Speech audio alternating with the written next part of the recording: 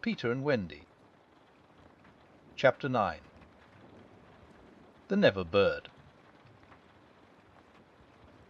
The last sounds Peter heard before he was quite alone were the mermaids retiring one by one to their bedchambers under the sea. He was too far away to hear their doors shut, but every door in the coral caves where they live rings a tiny bell when it opens or closes, as in all the nicest houses on the mainland, and he heard the bells. Steadily the waters rose till they were nibbling at his feet, and to pass the time until they made their final gulp, he watched the only thing moving on the lagoon. He thought it was a piece of floating paper, perhaps part of the kite, and wondered idly how long it would take to drift ashore. Presently he noticed as an odd thing that it was undoubtedly out upon the lagoon with some definite purpose, for it was fighting the tide, and sometimes winning, and when it won, Peter, always sympathetic to the weaker side, could not help clapping. It was such a gallant piece of paper. It was not really a piece of paper. It was the Never Bird making desperate efforts to reach Peter on her nest, by working her wings, in a way she had learned since the nest fell into the water. She was able to some extent to guide her strange craft, but by the time Peter recognized her she was very exhausted. She had come to save him, to give him her nest, though there were eggs in it. I rather wonder at the bird, for though he had been nice to her, he had also sometimes tormented her. I can suppose only that, like Mrs. Darling and the rest of them, she was melted because he had all his first teeth. She called out to him what she had come for, and he called out to her what was she doing there. But of course neither of them understood the other's language. In fanciful stories people can talk to the birds freely, and I wish for the moment I could pretend that this was such a story, and say that Peter replied intelligently to the Never Bird. But truth is best, and I want to tell only what really happened. Well, not only could they not understand each other, but they forgot their manners. "The want you to get into the nest," the bird called, speaking as slowly and distinctly as possible, and then, "You can drift ashore, but I am too tired to bring any nearer, so you must try to swim to it." "What are you quacking about?" Peter answered. "Why don't you let the nest drift as usual?" "Want you," the bird said, and repeated it all over.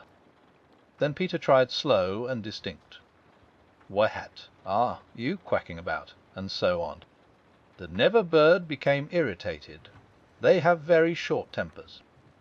"You dunder-headed little jay," she screamed, "why don't you do as I tell you?"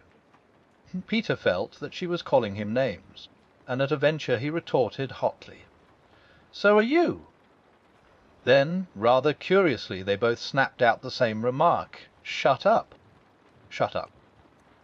Nevertheless, the bird was determined to save him if she could, and by one last mighty effort she propelled the nest against the rock. Then up she flew, deserting her eggs so as to make her meaning clear. Then at last he understood, and clutched the nest and waved his thanks to the bird as she fluttered overhead. It was not to receive his thanks, however, that she hung there in the sky. It was not even to watch him get into the nest. It was to see what he did with her eggs. There were 2 large white eggs, and Peter lifted them up and reflected.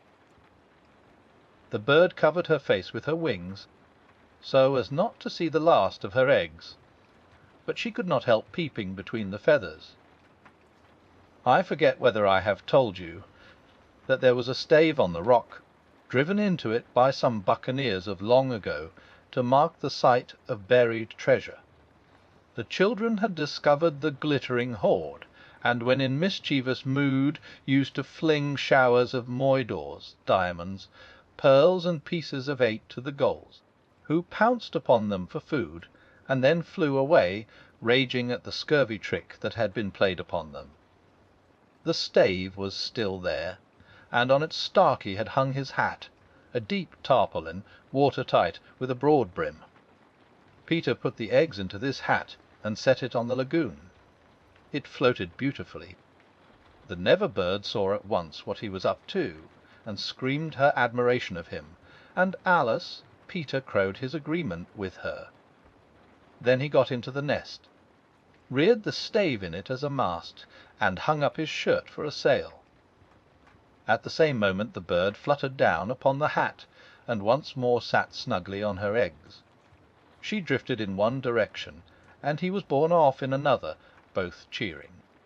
Of course, when Peter landed, he beached his bark in a place where the bird would easily find it, but the hat was such a great success that she abandoned the nest. It drifted about till it went to pieces, and often Starkey came to the shore of the lagoon, and with many bitter feelings watched the bird sitting on his hat. As we shall not see her again, it may be worth mentioning here that all Never birds now build in that shape of nest, with a broad brim on which the youngsters take an airing. Great were the rejoicings when Peter reached the home under the ground almost as soon as Wendy, who had been carried hither and thither by the kite. Every boy had adventures to tell, but perhaps the biggest adventure of all was that they were several hours late for bed. This so inflated them that they did various dodgy things to get staying up still longer, such as demanding bandages. But Wendy, though glorying in having them all home again safe and sound, was scandalized by the lateness of the hour, and cried, "To bed, to bed," in a voice that had to be obeyed. Next day, however, she was awfully tender, and gave out bandages to every one, and they played till bedtime at limping about and carrying their arms in slings.